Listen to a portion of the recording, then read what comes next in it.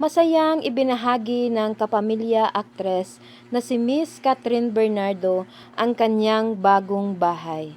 Nakalipat na si Miss Catherine Bernardo at ang kanyang pamilya sa pinatayong bahay nila sa isang subdivision.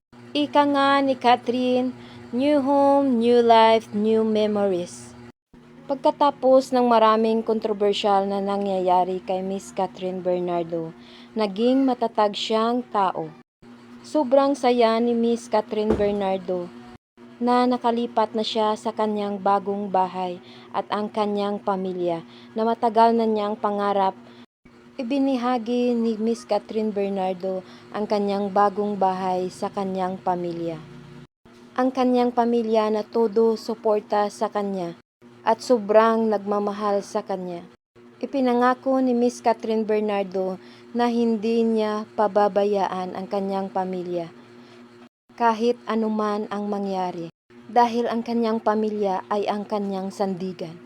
Sa ngayon, marami pang ginagawa si Miss Catherine sa kanyang bahay at tinutulungan siya ng kanyang pamilya at ang kanyang mga kaibigan.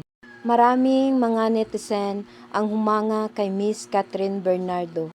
Sa mura niyang edad, may pinatayo ng bahay si Miss Catherine Bernardo. Sa laki ng bahay na parang isang mall, malulula ka talaga sa gastos ni Miss Catherine Bernardo.